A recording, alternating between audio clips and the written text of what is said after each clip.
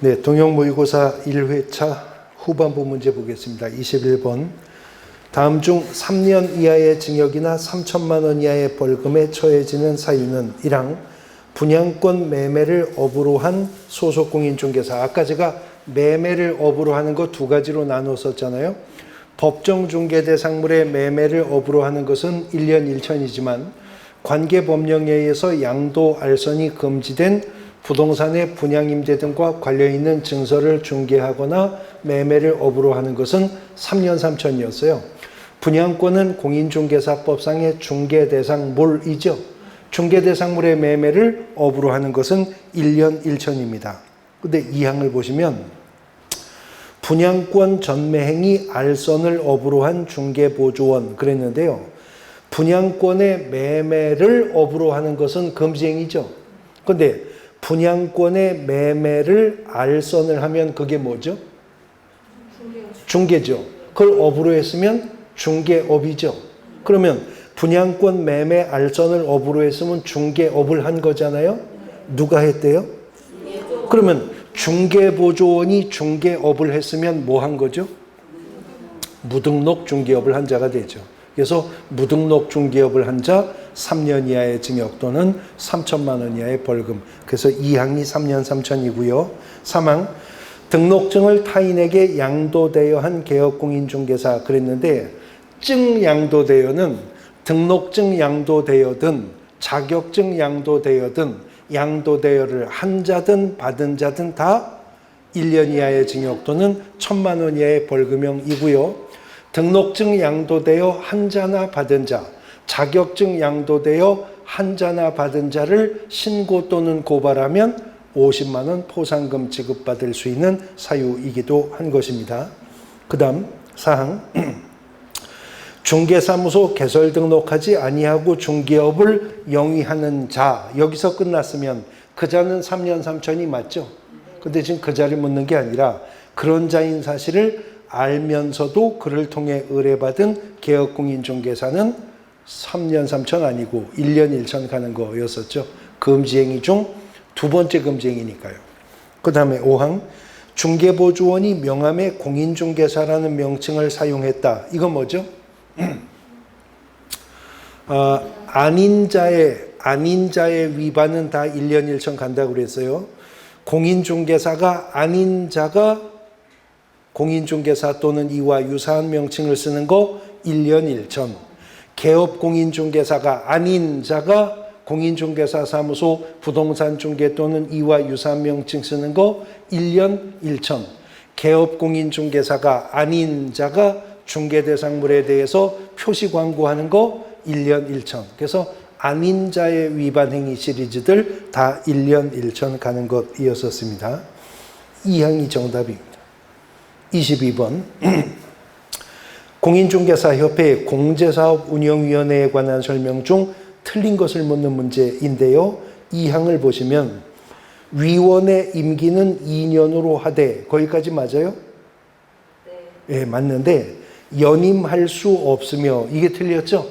1회에 하나여 연임할 수 있다라는 규정이 있습니다. 근데 비교해 보면 공인중개사 법령에 2개 위원회가 있는데요.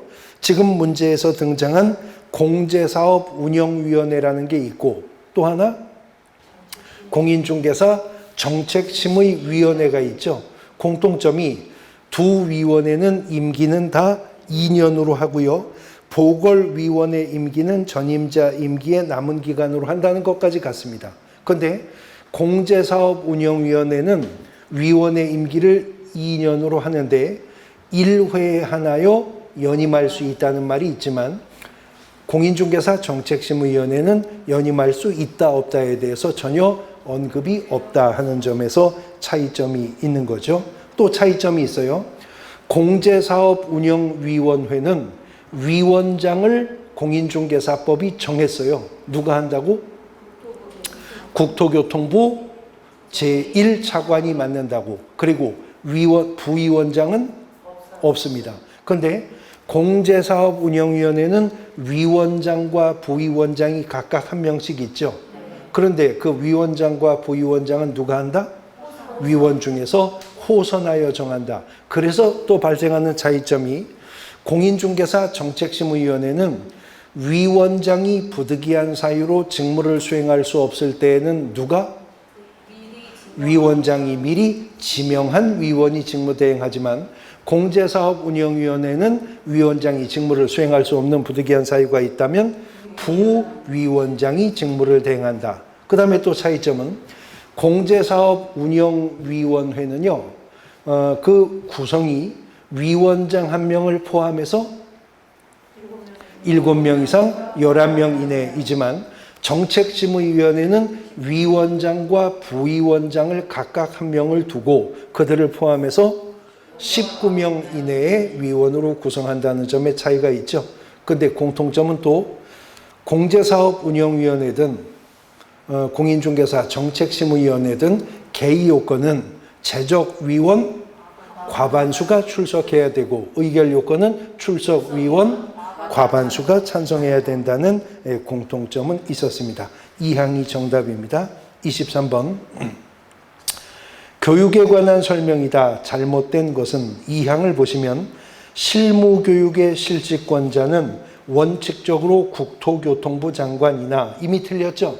공인중개사법의 4가지 교육 중에 실무교육과 연수교육은요. 예외도 없이 누구만 실시할 수 있어요? 시도지사만 실시할 수 있다.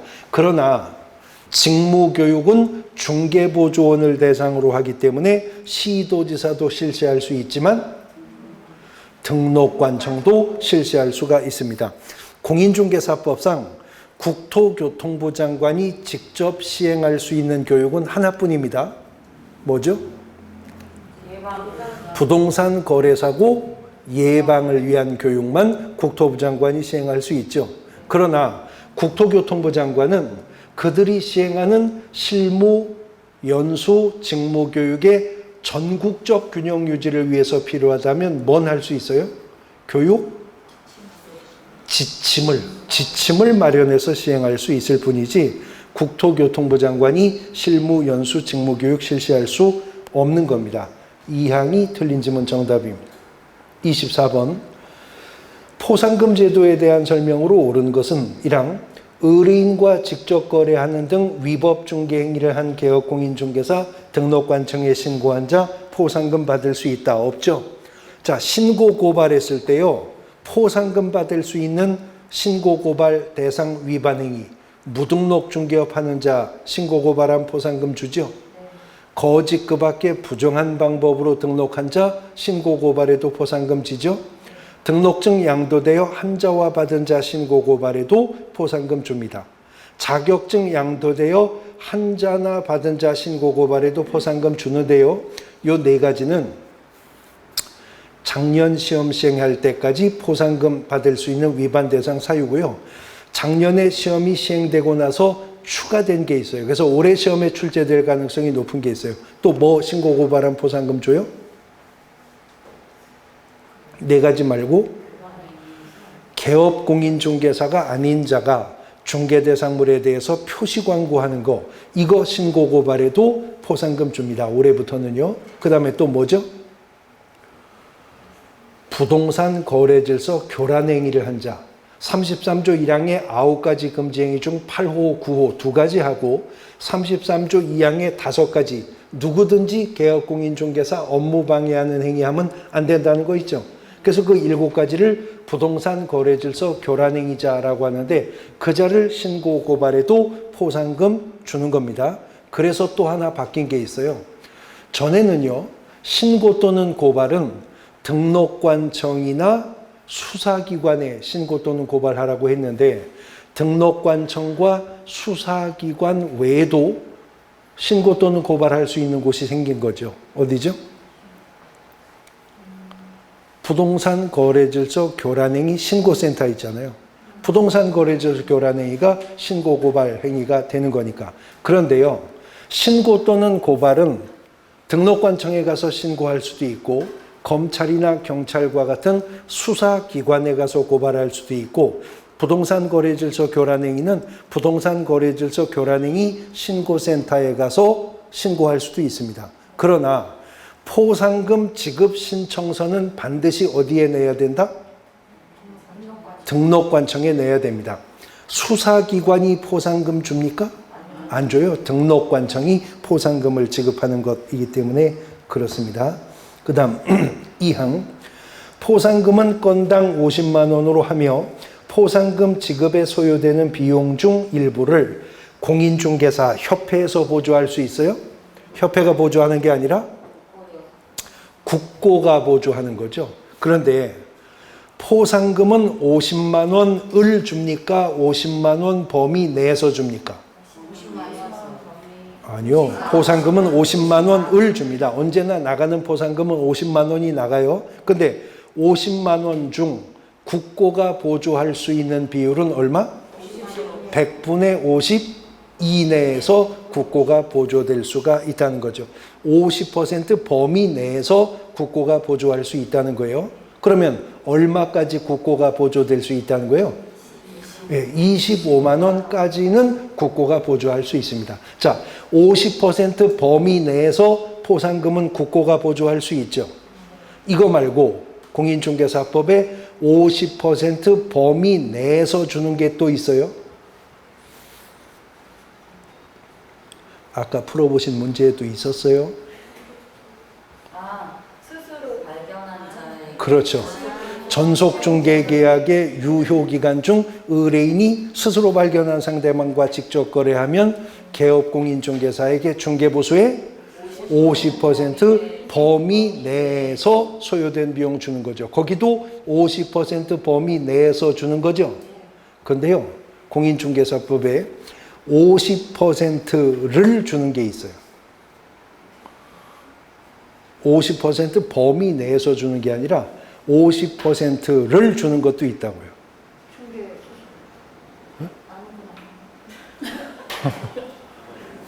50%를 주는 게 있어요. 딱 반 주는 게 있어요. 뭐죠? 응시수수료 환불 규정에서 보셨잖아요. 100분의 60을 환불하는 기간이 경과한 다음 날부터 시험시행일 10일 전까지 접수를 취소하면 응시수수료 50%를 환불한다. 50%를 주는 것도 있고 50% 범위 내에서 주는 것도 있고 그렇습니다. 그 다음에 3항 포상금은 그 신고 또는 고발 사건에 대해서 검사가 공소제기한 경우에 한하여 지급한다. 공소제기는 안 했다 하더라도 검사가 뭐 해도 포상금을 지급합니까? 기소 유예 결정을 내려도 포상금을 지급을 하는 것입니다. 그러면 판사가 무죄 판결을 내렸답니다. 포상금 줘요, 안 줘요? 주는 거죠. 판사가 무죄 판결을 내렸다는 건 검사가 공소제기를 했기 때문에. 4항 등록관청은 하나의 사건에 대해서 2인 이상이 공동으로 신고한 경우에 배분 방법에 합의가 없다면 균등하게 배분해서 지급하고 하나의 사건에 대해서 2건 이상의 신고가 접수되면 선착순으로 신고한 자에게 포상금 지급합니다. 4항이 옳은 지문 정답입니다. 5항 포상금 지급 신청서를 제출받은 시도지사는 이미 틀렸죠? 아까 포상금 지급 신청서는 항상 어디에 낸다고? 등록관청에 제출하는 겁니다. 등록관청이 포상금을 지급하는 것이니까 사항이 정답입니다.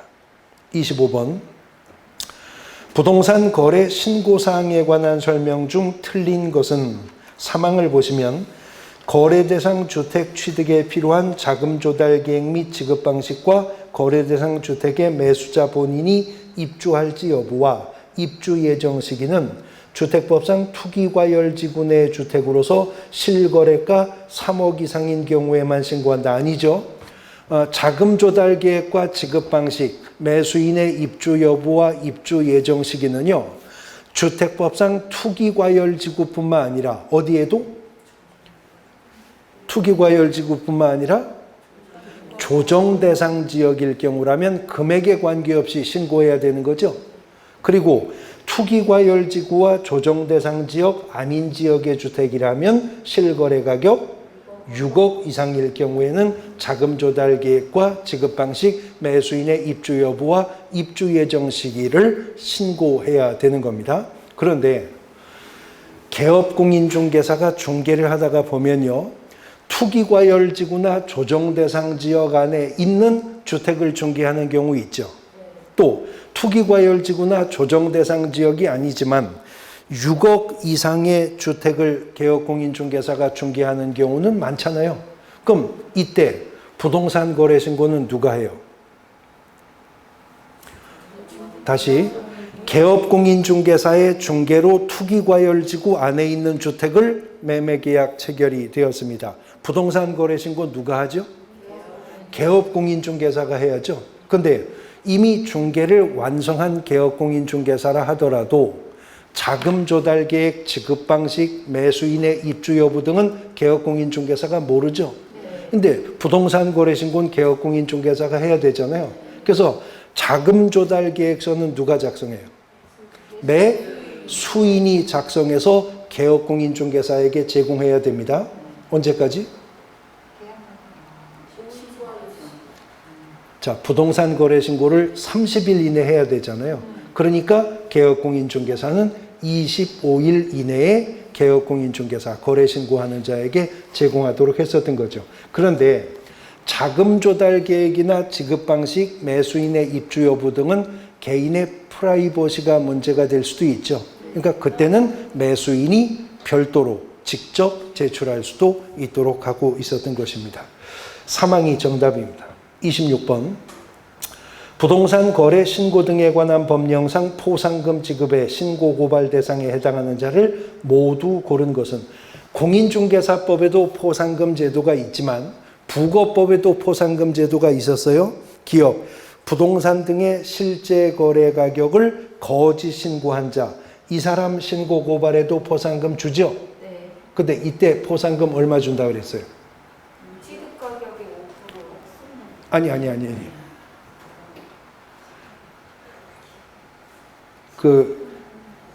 거짓 신고한 자는 과태료 처분이 그렇잖아요. 근데 포상금은 얼마 줘요? 예. 확정된 과태료 금액의 20%를 포상금으로 줘요. 그럼 20%는 얼마든 다 줘요? 지급 한도가 있었죠. 1,000만 원 지급 한도로 줍니다. 그 다음 니은, 토지거래 허가 또는 변경 허가 받지 아니하고 토지거래 계약 체결한 자나 거짓이나 그 밖에 부정한 방법으로 토지거래 허가 받은 자, 이자를 신고 고발해도 포상금 주죠? 요건 얼마 줘요? 50만 원 줍니다. 그 다음 디귿, 토지거래 계약 허가받아 취득한 토지에 대해서 허가받은 목적대로 이용하지 아니한 자 신고 고발해도 포상금 주죠? 요것도 50만 원 줍니다. 그 다음 리을, 부동산 거래 신고 대상에 해당하는 계약을 체결하지 않았음에도 불구하고 거짓으로 부동산 거래 신고한 자, 이것도 신고 고발하면 포상금 50만 원 줍니다. 미음, 부동산 거래 신고 후 해당 계약이 해제 등이 되지 아니하였음에도 불구하고 거짓으로 해제 등을 신고한 자, 신고 고발에도 포상금 50만 원 줍니다. 일단 정답은 5항, 기역, 니은, 디귿, 리을, 미음 다 포상금 지급 대상인데, 공인중개사법상의 포상금은 지급 결정일로부터 1개월 이내에 준다고 그랬었죠. 근데 부거법상 포상금은 2개월. 언제부터 2개월? 결정한 날. 지급 신청서가 접수된 날로부터 2개월입니다. 공인중개사법상 포상금은 지급 결정일로부터 1개월 이내, 부거법상 포상금은 지급 신청서가 접수된 날로부터 2개월 이내에 주도록 합니다. 5항이 정답입니다. 27번. 외국인이 대한민국 내의 특례 규정에 따르는 허가 대상 지역 이외의 부동산을 취득하는 경우의 절차에 관한 설명이다. 옳은 것은, 자, 허가 대상 지역 이외의 지역이면 외국인은 신고만 하면 되는 지역이겠네요. 옳은 거 1항. 계약을 원인으로 부동산을 취득하는 경우에는 소유권 이전 등기를 기준으로 60일이 아니라 계약 체결일로부터 60일 이내에 신고합니다. 특례 규정이. 2항. 상속을 원인으로 부동산을 취득한 경우에는 상속인의 소유권 이전 등기를 기준으로 6개월이 아니라 상속 개시일로부터 6개월 이내에 신고해야 됩니다. 3항. 경매를 원인으로 부동산을 취득하는 경우에는 낙찰 허가 결정일을 기준으로 6개월이 아니라 매수잔금 완납 일로부터 6개월 이내입니다. 취득일이 그날이니까. 사항, 법률 규정에 의한 환매로 인해서 부동산을 취득한 경우에는 환매권 행사일 또는 환매금액 공탁일을 기준으로 6월 이내에 대상 토지 등기사항 증명서, 계약 외의 원인 입증서류 등을 첨부해 소재지 시군구청에 신고하도록 하죠. 사항이 정답이고요. 5항, 법원의 판결로 인해서 토지를 취득하는 경우에는 확정 판결일 경우에는 신고하지 않아도 돼요? 신고하여야 하는 거죠. 확정 판결이 선고된 날로부터 6개월 이내에 신고해야 되는 것입니다. 그런데 외국인 특례 규정에 따르면 계약 외의 원인 중에는요, 상속이 있죠, 판결이 있죠, 경매 있죠, 그리고 지금 제가 시험 문제 지문으로 언급한 법률 규정에 의한 환매 있죠. 그리고 작년 개정에서 추가된 게 또 있는데요. 건물의 재축, 개축, 신축, 증축도 계약 외의 원인 사례로 규정하고 있다는 점 기억하셔야 됩니다. 사항이 정답입니다. 28번. 부동산 거래 신고 등에 관한 법령상 토지거래 허가구역의 지정 및 해제에 관한 설명으로 옳은 것은 1항, 시도지사는 토지거래 허가구역을 재지정하려면 시도도시계획위원회 심의 전에 미리 시장군수구청장의 의견을 들어야 한다. 그렇죠? 1항이 옳은 점은 정답인데요. 토지거래 허가구역의 지정은 토지거래 허가구역의 범위를 어떻게 설정하느냐에 따라 달라지는데, 만일 둘 이상의 시도에 걸쳐서 토지거래 허가구역을 지정한다면 예외도 없이 지정권자는 국토교통부 장관이고요. 동일한 시도 안의 일부 지역을 토지거래 허가구역으로 지정한다면 시도지사가 지정하는 것이 원칙이나, 동일한 시도 내의 일부 지역을 토지거래 허가구역으로 지정한다 하더라도 국가가 시행하는 개발사업 등으로 인해서 부동산 투기가 성행하거나 지가가 급격히 상승하거나 그럴 우려가 있는 지역에 대해서는 국토부 장관이 지정할 수도 있었습니다. 1항이 옳은 점은 정답이고요. 2항, 토지거래 허가구역을 지정한 시도지사는 5일 내에 지정기간, 토지 소재지, 지형도 면제되는 토지의 면적 등을 공고하고 국토교통부 장관, 시장군수구청장에게 통지를 해야 된다. 이거는 시장군수구청장에게 7일 이상 공고하고 15일간 일반이 열람할 수 있도록 합니다. 5일이 아니고요. 근데 5일이요. 5일. 부거법에서 5일이 나오기는 해요. 뭐가 5일이었죠? 토지거래 허가구역의 효력 발생은 지정을 공고한 날로부터 5일 후에 효력이 발생한다. 그거 5일이죠. 그런데 공인중개사 법령 속에서는 5일이 딱 한 번 나온다 그랬어요. 오직 그것만 5일이었어요. 뭐죠? 공인중개사 법령에 7일 이내 많아요. 10일 이내도 많고요. 근데 공인중개사법에서 유독 5일 하는 건 그거밖에 없었어요. 뭐죠? 공인중개사 자격을 취소하면요, 시도지사는 국토교통부 장관에게 보고하고 다른 시도지사들한테 통보해야죠. 언제? 5일 이내. 예, 공인중개사법에서 유일한 5일은 그것뿐이었었습니다. 3항, 토지거래 허가구역의 지정 통지를 받은 시장군수구청장은 지체 없이 그 사실을 15일 이상 공고하고인가요? 7일 이상 공고하는 거죠. 그리고 15일간 열람할 수 있도록 하는 겁니다. 4항, 토지거래 허가구역의 지정은 공고한 날로부터 7일이 아니라 방금 해설에서 나왔잖아요. 5일 후에 효력 발생한다. 5항, 시장군수구청장으로부터 받은 토지거래 허가구역 지정 해제 요청이 이유 있다고 인정되더라도 지정을 반드시 해제할 필요 없다. 해제 요청이 이유가 있다면 지정은 반드시 해제해야 됩니다. 1항이 정답입니다. 29번. 부동산 중개계약의 성격이다. 틀린 것은 부동산 중개계약은요, 개업공인중개사와 의뢰인 상호 간의 대가적 채무관계가 발생하는 계약이므로 쌍무계약, 편무계약 구별하는 구별 기준 중에는 쌍무계약에 속하는 거죠. 그런데 계약을 전형계약과 비전형계약으로 구별하는 기준이 있습니다. 이걸 다시 다른 말로 유명계약과 무명계약이라고도 부르는데, 계약을 전형, 비전형, 유명, 무명계약으로 구별하는 기준이 뭐예요? 그러면 계약의 종류는 몇 가지가 있나요? 몇 가지가 있다고요? 계약의 종류가 모두 몇 가지인지는 이종건 선생님도 모른다고요. 왜냐하면 계약 자유의 원칙상 방식의 자유가 있으니까. 근데 그 많은 계약 중에서 우리 민법이 채권편에 규정하고 있는 계약은 딱 몇 가지?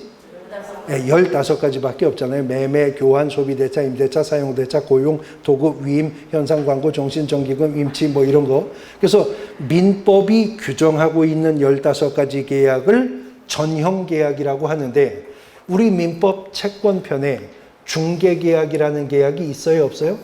없어요. 그래서 부동산 중개계약은 전형계약이 아니라 비전형계약입니다. 비전형계약입니다. 그래서 2항이 정답입니다. 근데요, 중개계약은 비전형계약이기는 하지만 중개계약 관계 속에서 의뢰인으로부터 의뢰받고 있는 개업공인중개사는 마치 민법상 위임계약이라는 전형계약 속에서 위임인으로부터 위임받은 수임인의 지위와 비스무리하다고 판례가 보는 거죠. 그래서 공인중개사법에는 규정이 없는데 민법 681조가 수임인이 준수하라고 규정한 그 의무를 판례가 개업공인중개사에게도 인정하는 게 있어요. 그게 뭐죠?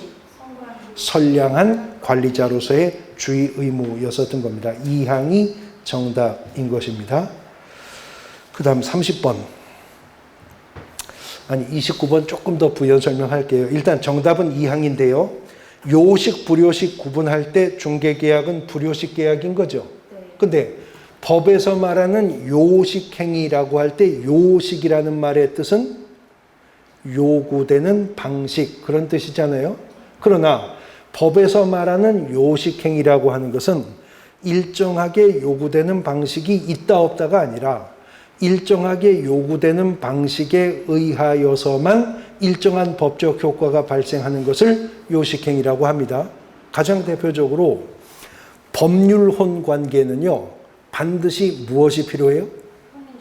혼인신고가 있어야만 법률혼 관계가 성립되죠. 그야말로 요식행위죠. 근데 중개계약은 개업공인중개사와 의뢰인의 청약과 승낙의 자유로운 의사가 합치되면 구두상으로든 서면상으로든 뭐 전화상으로든 중개계약은 발생하죠. 중개계약은 불요식 계약이에요. 그런데 한 가지 헷갈릴 수 있는 것이 전속중개계약을 체결하면 의뢰인이 요구하지 않아도 개업공인중개사가 전속중개계약서를 작성하고 교부하고 3년 보존해야 되잖아요. 그러면 전속중개계약은 예외적으로 요식계약인가요? 자, 시험 문제 지문에 중개계약은 불요식계약이 원칙이나 전속중개계약은 요식계약이다. OX? X입니다. 왜냐면요, 전속중개계약을 체결했으면 의뢰인의 요구가 없어도 전속중개계약서 작성해야죠. 그러나 작성 안 하면 그 중개계약은 무효가 되진 않아요. 단지 단속규정 위반으로 업무정지 처분의 대상이 될 뿐이지 중개계약은 그대로 유효하거든요. 그러니까 전속중개계약을 포함한 모든 중개계약은 다 불요식 계약이라는 점. 그 다음 사항에 낙성계약, 반대말이 뭐예요?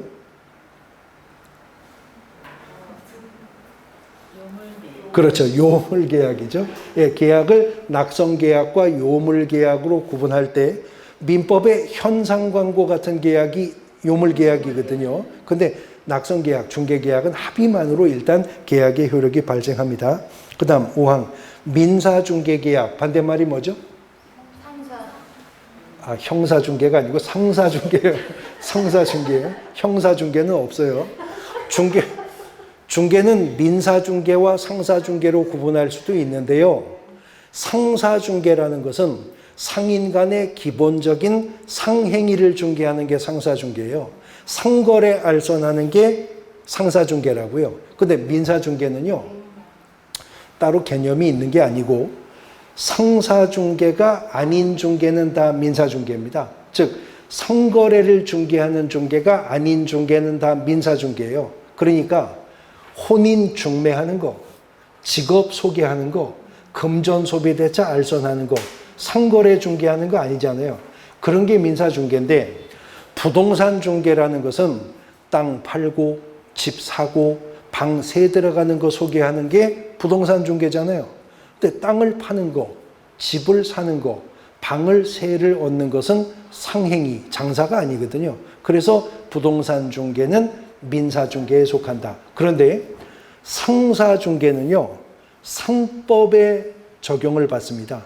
그래서 상법 6장 제목이 중개예요. 상인 간의 상거래를 중개하는 상사중개는 상법의 적용을 받는데 민사중개는 무슨 법? 상사중개는 상법을 기본법으로 하고요. 민사중개는 민법을 기본법으로 하면 참 좋겠는데 민법에는 중개계약이라는 계약이 없다니까요. 그래서 상사중개는 상법을 기본법으로 하지만 민사중개는 각 개별법들을 기본법으로 하는 거라고요. 그래서 부동산 중개는 공인중개사법이 기본법적 지위에 있는 겁니다. 그 다음에 또 하나 기억하실 것은 부동산 중개는 상사중개, 민사중개 구분할 때 어디 속한다고? 민사중개에 속한다. 그런데 그 중개계약의 당사자인 개업공인중개사는 왜 중개를 합니까? 돈 벌려고 중개업을 해요. 그래서 부동산 중개 자체는 민사중개지만 개업공인중개사는 또 상법상 상인의 지위는 인정받고 있다는 점. 그래서 부동산 중개계약은 특이하게도 민사중개이면서도 유상중개가 되는 거예요. 개업공인중개사가 상법상 상인의 지위를 갖기 때문입니다.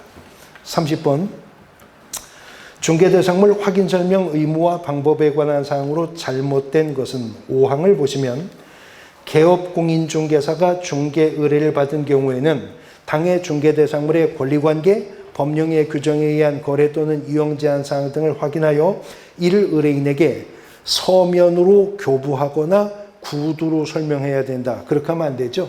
서면으로 교부 아니고 확인 설명할 때는 그렇죠. 서면으로 제시하고 성실 정확하게 설명을 하도록 하고 있었죠. 5항이 정답입니다. 31번 다음 조사 확인과 관련한 판례의 태도에 관한 기술 중 틀린 것은 3항을 보시면요. 토지 매매에 있어서 특단의 사정이 없는 한 매수인에게 측량 또는 지적도와의 대조 등의 방법으로 매매 목적물이 지적도상의 그것과 정확히 일치하든지 여부를 미리 확인할 주의 의무가 있다. 그런 의무는 매수인에게도 없고 개업공인중개사에게도 없는 겁니다. 그래서 개업공인중개사는 경계와 면적은 경계는 지적도, 임야도, 도면에 의해 면적은 대장에 의해서 조사 확인을 하고 설명하면 의무를 다하는 것이죠. 3항이 정답입니다.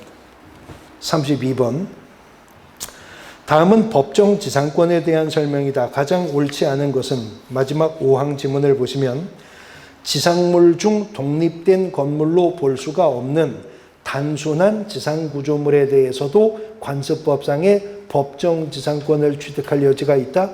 자, 지금 단순한 지상구조물이라고 했는데요. 뭐 예를 들어서 철봉 같은 거 있죠. 아니면 자전거 거치대 같은 거 있죠. 아니면 공중전화 부수 같은 것들. 이러한 단순한 지상구조물은 법정 지상권이 발생할 여지가 없는 거죠. 5항이 정답입니다. 33번 개업공인중개사가 중개 의뢰인에게 중개대상물에 관한 법률 관계를 설명한 내용으로 틀린 것은 1항 건물 없는 토지에, 그러니까 지금 나대지 상태입니다. 건물 없는 토지에 저당권이 먼저 설정이 되었고 저당권 설정자가 그 후에 건물을 신축하고 저당권 실행으로 인해서 그 토지와 지상 건물이 소유자를 달리하게 된 경우 법정상권 인정됩니까? 안 됩니다. 저당권 설정할 당시 건물이 존재하지 않았었으니까요. 1항이 정답입니다. 34번 다음 중 중개대상물 확인설명서 1 주거용 건축물 확인설명서 각 란의 기재 내용이 잘못된 설명. 1항 토지용계의 공법상 이용 제한 및 거래 규제에 관한 사항은 준공 연도, 위반 건축물 여부, 토지거래 허가구역, 투기지역, 건폐율, 용적률 상한 등을 기재한다 그랬는데요. 준공 연도와 위반 건축물 여부는 공법상 제한사항란에 기재하는 것이 아니라 대상 물건의 표시란 건축물란에 기재할 사항이었었던 것이죠. 그래서 1항이 틀린 지문인데 몇 가지 조금 더 부연 설명을 하면 중개대상물 확인설명서가요. 서식이 4가지가 있죠. 그래서 중개대상물 확인설명서 1서식은 뭐죠? 주거용 건축물 확인설명서. 2서식은 주거용 건축물 확인설명서. 3서식은 토지 확인설명서. 4서식은 임목, 공장재단, 광업재단 확인설명서였었어요. 근데요, 토지이용계획과 공법상 이용제한 거래 규제를 기재하는 란은요, 1서식에 있어요? 토지이용계획과 공법상 이용제한 거래 규제를 기재하는 란이 1서식에 있나요? 있습니다. 2서식에 있습니다. 3서식에 있어요. 4서식에 없어요. 그래서 1, 2, 3서식에는 있는데 4서식에는 없는 거 토지이용계획과 공법상 이용제한 및 거래 규제를 아니에요. 그런데 토지이용계획과 공법상 이용제한 거래 규제란은요. 1, 2, 3서식에만 기재하는 란이 있지만 1서식이나 2서식이나 3서식을 사용하여 확인설명서를 작성한다 하더라도 그 란을 기재 안 해도 되는 경우가 있어요. 어떤 경우? 임대차 계약일 경우. 임대차 계약일 경우에는 토지이용계획과 공법상 이용제한 거래 규제는 생략할 수 있죠. 근데요, 임대차 계약서와 함께 작성하는 확인설명서라면 기재를 생략할 수 있는 게 또 하나가 있어요. 뭐죠? 네? 아니, 생략할 수 있는 거. 토지의 공시지가와 건물의 공시가격은 임대차 계약일 경우에는 생략할 수 있어요. 근데요, 임대차 계약일 경우라면 제외합니다라고 써 있는 게 있어요. 생략할 것도 없기 때문에. 그게 뭐예요? 아까 그거 대답하시면 좀 전에 그거 취득 관련 조세의 종류 및 세율은 임대차일 경우에는 제외합니다. 생략할 것도 없으니까 제외한다라고 기재되어 있는 거죠. 근데 확인설명서 서식 중에서 오직 1서식에만 기재사항이 있는 것도 있었는데 뭐 있었을까요? 2, 3, 4서식에는 그런 거 기재하는 칸이 없어요. 1서식에만 있는 거. 교육, 판매 및 의료 시설. 이거 1서식에만 있는 거죠. 2, 3, 4식에 없어요. 그 다음에 또 오직 1서식에만 있는 거 뭐 있었죠? 아, 네, 도배. 도배는 건물벽 중에는 주택만 도배한다 그랬어요. 도배. 그 다음에 일조, 소음, 진동 같은 환경 조건.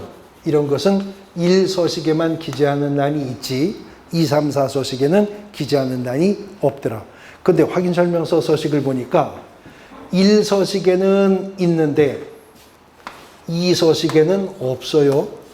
근데 3서식에는 또 기재하는 란이 있는데 4서식 가면 없어요. 1, 3서식에만 기재하는 란이 있는 게 뭐 있었죠? 비선호시설이었었죠. 비선호시설은 1, 3서식에만 기재하는 란이 있었던 부분이었었습니다. 1항이 정답이고요. 35번. 분묘가 있는 토지를 중개하면서 설명한 내용으로 틀린 것은 1항. 분묘기주권의 효력이 미치는 지역의 범위 내에서 기존의 분묘에 합장하여 분묘 설치하는 거 허용되나요? 허용 안 됩니다. 분묘기지권은 이미 설치된 분묘 자체를 수호봉제사 하는 범위 내에서만 인정되는 권리인 것이니까요. 1항이 정답입니다. 36번. 다음은 부동산 실명법의 내용으로 명의신탁에 관한 사항을 설명한 것이다. 틀린 것은 어느 것인가?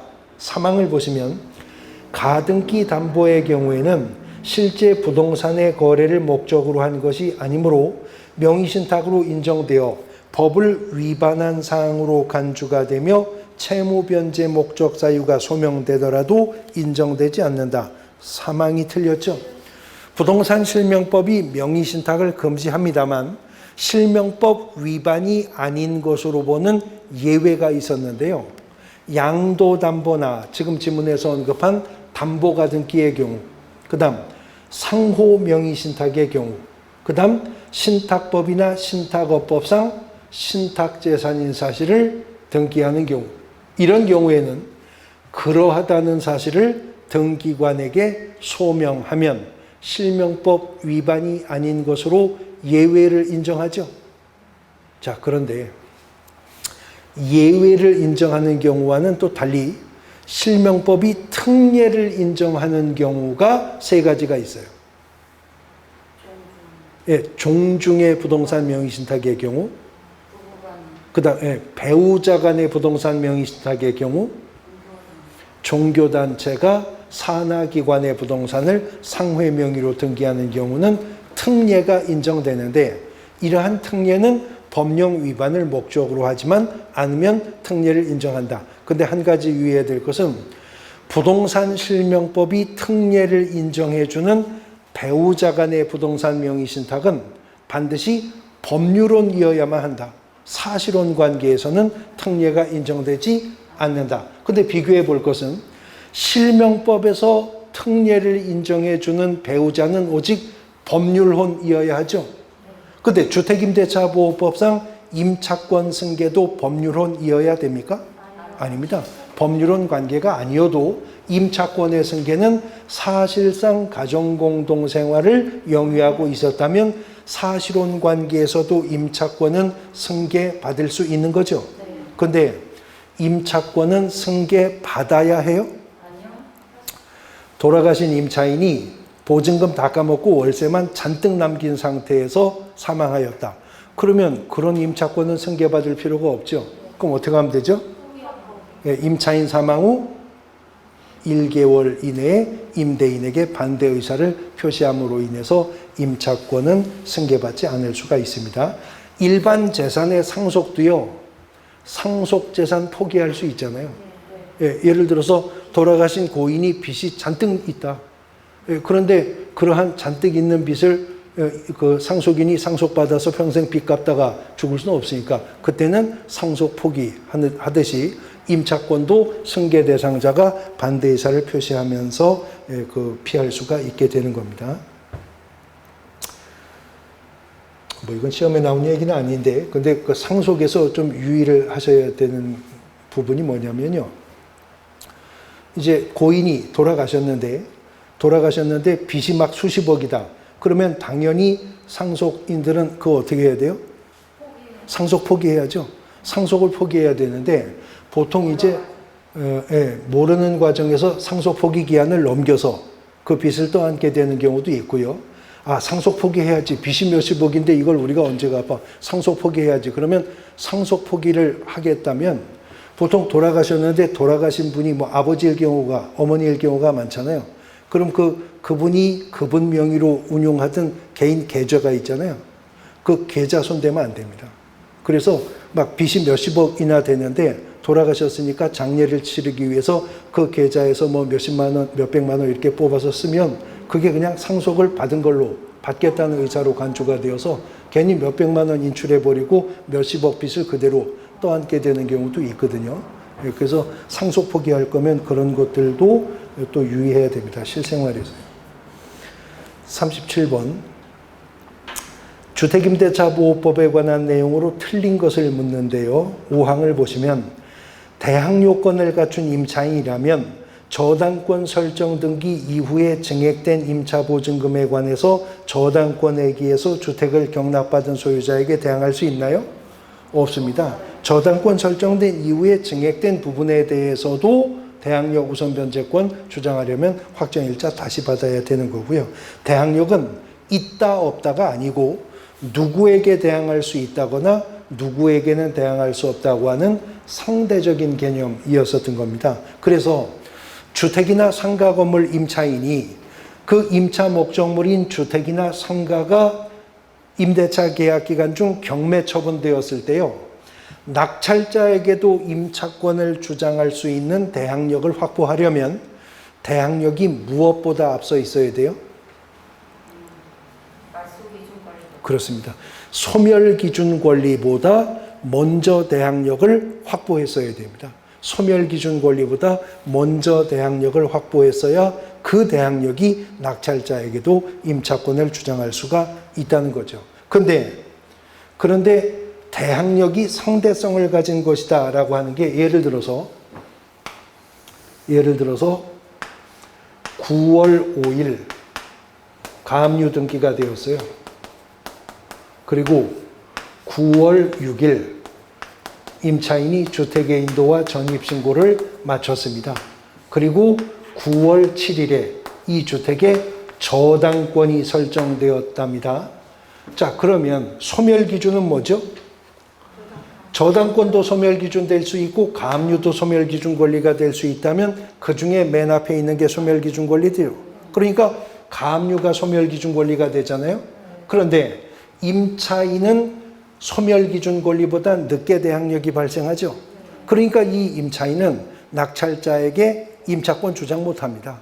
그러면 낙찰자에게 임차권을 주장할 수가 없다면 이 임차인은 경매 절차에서 배당으로 후순위 물권이나 기타 채권보다 보증금을 먼저 배당받아야 되잖아요. 근데 이 집이 경매 넘어가고 나서 임차인이 정신을 차려보니까 그 전에 동사무소 가서 받은 줄 알았는데 계약서를 확인해 보니까 확정일자 도장이 없어요. 착각이었어요. 받았었다고 착각했었던 거예요. 그러면 확정일자도 안 받았어요.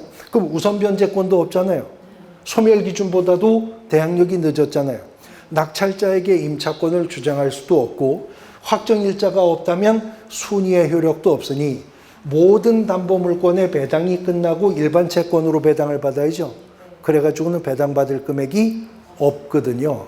그런데 하늘이 무너져도 솟아날 구멍이 있다고.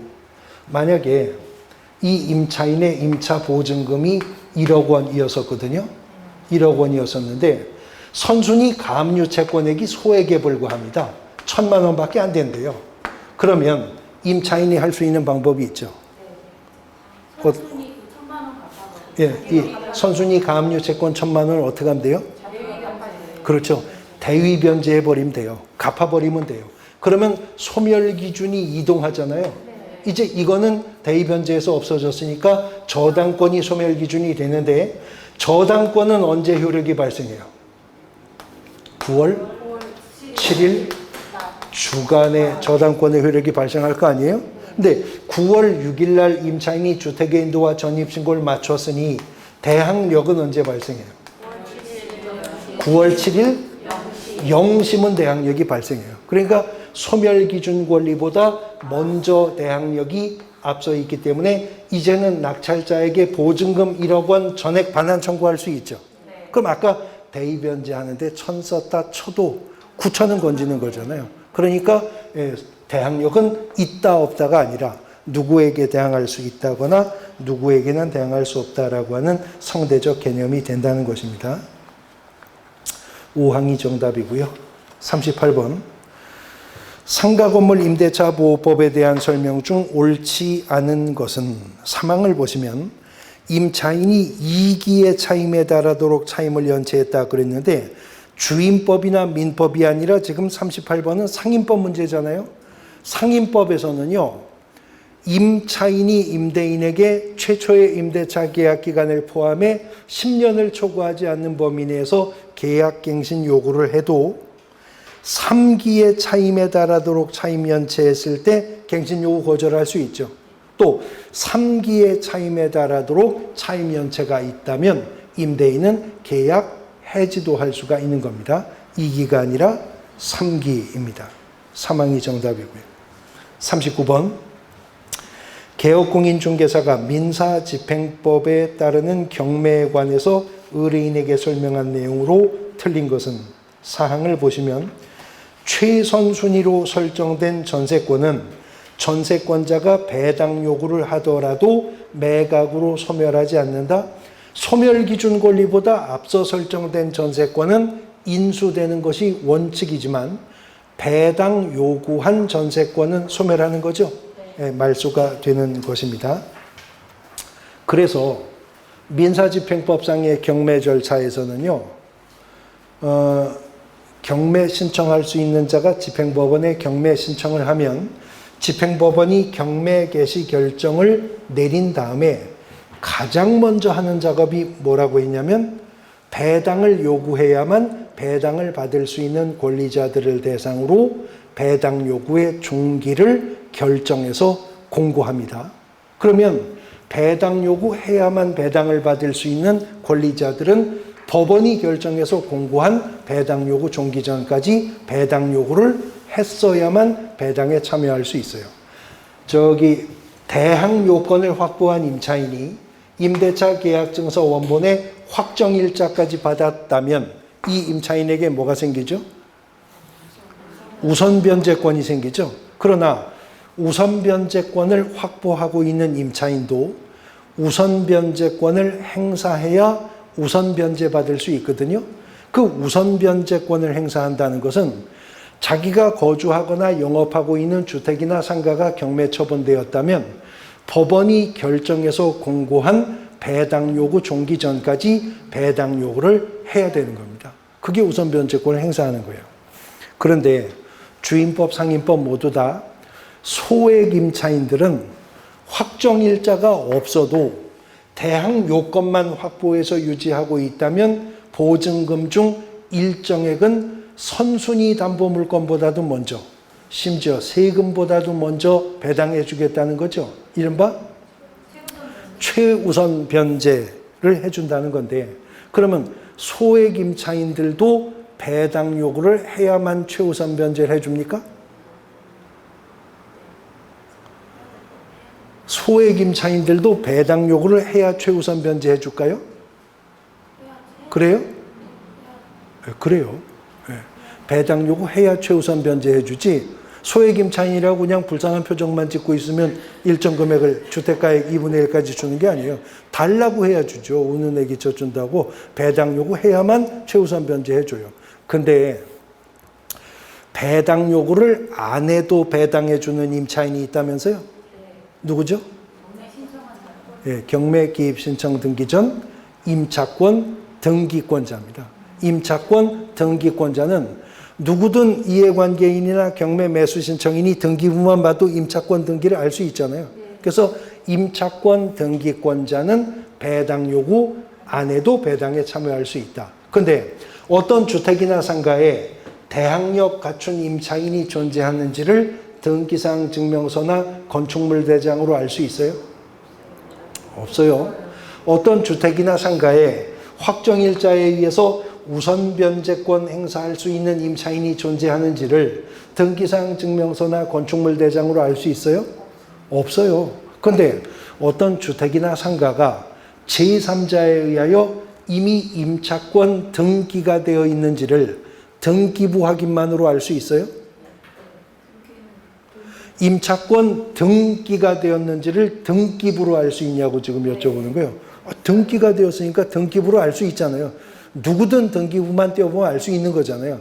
그래서 주임법, 상임법은요, 제3자에 의해서 임차권 등기가 격려된 주택에 들어오는 입주자는 주택 입주자든 상가 입주자든 소액 임차인이라 하더라도 최우선 변제권 인정하지 않겠다는 거죠. 임차권 등기가 된 주택에 들어오는 입주인은 소액 임차인이어도 최우선 변제권은 인정하지 않겠다는 겁니다. 그러면 이미 임차권 등기가 되어 있는 주택에 들어온 임차인이 주택의 인도와 전입신고 맞추고 확정일자 받으면 우선 변제권 주장할 수는 있어요?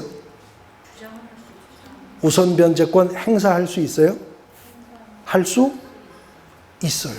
왜냐하면 확정일자에 따르는 우선 변제권은요, 아무리 빨라도 확정일자 받은 그날부터 이제 후순위 물권이나 기타 채권들보다 내가 보증금 먼저 받겠다는 요구지 선순위 임차권 등기권자의 권리를 침해할 위험이 전혀 없어요.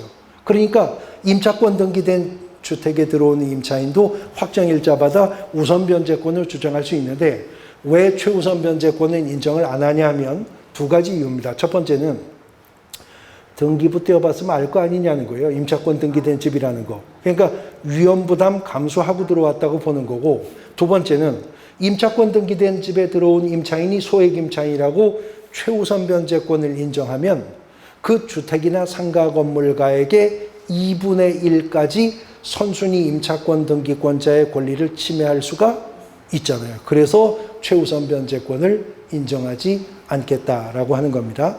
그래서 어쨌든 법원은 경매 개시 결정 등기를 내리면 배당 요구 중기를 결정해서 공고해서 배당 요구해야만 배당에 참여할 수 있는 자들이 배당 요구하지 말지를 결정하도록 하는 겁니다. 조금 더 펼쳐서 설명할게요. 이 부분은 사례로 문제가 나올 수도 있으니까. 자, 그러면 어떤 주택이 경매 처분이 되었어요. 경매 처분이 되었는데 최고가 매수 신고인이 5억 원의 최고가 매수 신고인이 되어서 이 최고가 매수 신고인이 매수 허가 결정을 받았습니다. 그러면 이제 입찰 보증금 포함해서 5억 원 내면 소유권을 취득하는 거잖아요. 근데 문제는 예를 들어서 이 주택에 A라고 하는 임차인이 있었어요. A라고 하는 임차인이 있었었는데 주택의 인도와 주민등록 전입신고 마쳤고요. 임차 보증금이 2억 원이었었답니다. 이게 9월 5일이었었고요. 그 다음에 9월 6일에 이 주택에 비저당권이 설정되었어요. 비저당권의 채권액이 2억 원이었었고요. 그 다음에 9월 8일에 C근저당이 설정되었는데 C근저당의 채권액이 3억 원이었었고요. 그 다음에 9월 10날 D가압류 등기가 되었는데 가압류 채권액이 1억 원이었었다. 어쨌든 그랬다고 합니다. 자, 그러면 소멸기준 권리가 뭐예요? 네, 비근저당이 소멸기준 권리가 되는 거죠. 그러면 소멸기준 권리인 비근저당은 9월 6일 주간에 효력 발생하죠. 근데 임차인은 이미 5일날 대항 요건을 확보했으니 9월 6일 0시면 대항력 발생하네요. 그러면 5일날 만약에 이 임차인이 확정일자까지 받았다면 우선 변제권은 언제 생겨요? 9월 6일 0시부터 우선 변제권도 생겨요. 그러면 임차인이 배당 요구를 했어요. 그러면 자, 임차인이 배당 요구를 했다면 그러면 A가 얼마 배당 받죠? 5억 원 중에서 2억 원 배당 받죠. 후순위 물권이나 기타 채권보다 우선 변제권이 있으니까 2억 원 배당 받죠. 그러면 B는 얼마 받아요? 2억 원 받죠. 그러면 C는 얼마 받아요? 지금 5억 원 가지고 나눠 가져가는 거예요. 그럼 A가 2억 먼저 가져가고 나머지 2억을 B가 가져가면 C는 3억 원 중에서 1억 원만 배당받고 C는 말소죠? 그렇잖아요. 그럼 D는 10원도 못 받고 말소해요.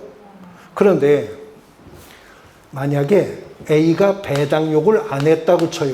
그러면 A는 배당 요구를 안 하면 배당은 안 받겠죠.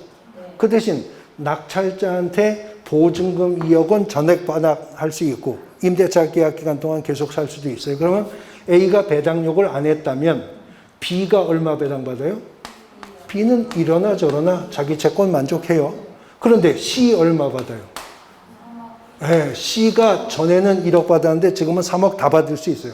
D는 이러나 저러나 배당받을 돈이 없는 거고요. 그러면 임차인 A가 배당 요구를 하느냐 안 하느냐에 따라서 C 근저당은 3억 중 1억만 배당받고 말소될 수도 있고 3억 다 자기 채권액을 만족하도록 배당받을 수 있죠. C의 희비가 엇갈리네요. 근데 C의 희비만 엇갈리는 게 아니에요. 지금요 5억 원에 낙찰받은 경매 매수자 있잖아요. 5억 원에 낙찰받은 경매 매수자가 A가 배당 요구를 했어요. 배당 요구를 했으면 경락대금 5억 원 넣으면서 소유권을 취득하죠. 근데 A는 전액 배당 받았으니까 임차권 소멸하죠. 보증금 반환할 거 없습니다. 그러니까 낙찰자는 5억만 투자하고 이 물건 취득하는 거네요. 그런데 A가 배당 요구를 안 했단 말이에요. 그러면 낙찰자가 5억 원을 내는 순간 주택의 소유권을 취득하고 주택의 소유권을 취득하는 순간 A의 임대인의 지위를 확정 승계받잖아요. 그러면 5억 원 내서 주택의 소유권은 취득했지만 임대차 계약 기간, 잔여 기간 동안 A를 내보낼 수도 없고 임대차 계약 기간이 지나면요. 낙찰자는 받은 적도 없었던 보증금 2억 원을 반환해 줘야 될 책임까지 또 안 해요. 그러면 A가 배당 요구를 했다면 총 투자 금액 5억 원으로 주택 취득하는 거죠. A가 배당 요구를 안 했다면 총 투자 금액은 7억이 되는 거예요. 그러니까 얘가 배당 요구를 하느냐 안 하느냐에 따라서 희비가 엇갈리는 자들이 생기는 거네요. 그러면 실제 경매에서 이렇게 권리 분석되는 주택이 경매 처분되면요. A가 배당 요구를 할까요 안 할까요? 실제로 이렇게 권리 분석되는 주택인데 이게 민사집행법상 경매 처분되었어요. 그러면 저 A가 배당 요구를 하겠어요 안 하겠어요? 네? 해요 안 해요? 아무도 몰라요. A 맘인데 그거 어떻게 알아요? 아무도 몰라. 아니 그냥 정 들었으니까 더 살겠다가 계약 기간 끝나면 낙찰할 때 다운 받아서 나가겠다. 그럴 수도 있고 아유 이거 뭐 경매되고 시끄럽고 재수없고 나 얼른 보증금 그냥 배당받아 나가겠다. 그럴 수도 있잖아요. 아무도 몰라. 그러면 A가 무슨 결정을 할지를 정해줘야 이 물건의 매각 조건이 결정되잖아요. 그러니까 이런 주택 경매되면 법원은 경매 개시 결정 등기를 내리고 배당 요구를 해야만 배당을 받을 수 있는 권리자들한테 정하라는 거죠. 며칠까지 날짜 정해줄 거니까 배당 요구할지 말 건지 빨리 결정해. 그러면 A가 배당 요구를 했다는 거예요. A가 배당 요구를 했다는 거예요. 그러면 내가 5억 원을 투자해서 이 주택을 취득하면 수익이 생기겠다고 판단했는데 배당 요구 종기가 지나고 나서 배당 요구자 명단을 보니까 A가 있네요. 그러면 나 입찰표에 얼마 써도 돼요? 5억 다 써도 돼요. 따로 또 안 할 거 없으니까. 근데 나는 총 투자 금액 5억 원으로 이 주택을 낙찰받으면 이거 소유권을 취득하면 수익이 있을 거라고 생각했는데 배당 요구 종기가 지나고 나서 보니까 배당 요구자 중에 A가 없어요. 그러면 나는 입찰표 얼마 써야 돼요? 7억. 네?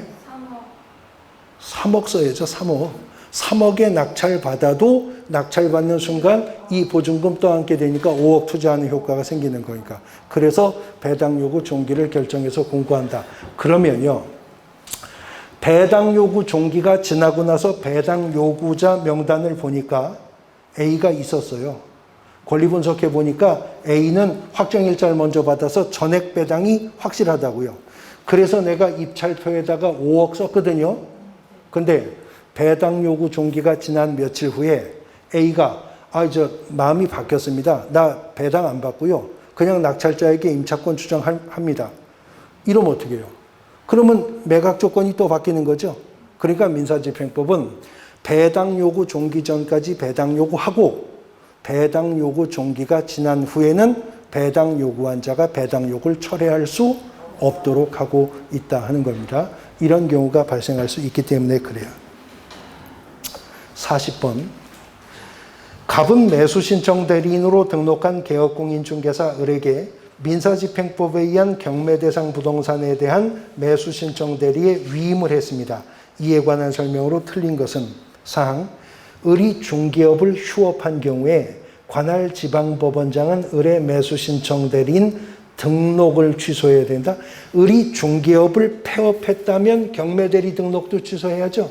그러나 중개업을 휴업한 때에는 업무 정지 처분을 하도록 하고 있는 겁니다. 그래서 사항이 정답이 되는 것입니다. 동형 모의고사 1회차 문제 보셨는데 실제로 고사장에서 출제될 문제들의 난이도보다 높은 거예요. 높은 거예요. 그러니까 실제 시험에서는요, 척 보면 아는 문제들도 듬성듬성 끼워서 줍니다. 근데 우리가 훈련 없이 저의 해설 없이도 고사장에서 맞추실 수 있는 문제를 이 금쪽 같은 시간에 같이 풀어볼 필요는 없는 거잖아요. 그래서 틀릴 수 있는 부분들 중심으로 살펴보기 때문에 조금 실제 시험 문제보다 난이도가 높은 거니까 채점한 결과로 누누이 말씀드리지만 결코 슬퍼하거나 노여하실 필요는 없고 훨씬 높은 점수 득점할 거라는 희망을 가지시고 단지 왜 틀렸는지 어디서 틀렸는지 동일한 유형의 문제가 나올 때 어떻게 하면 실수를 반복하지 않을 수 있는지 대책을 강구하시면 되는 거죠. 오늘 수업은 여기까지입니다. 수고하셨습니다.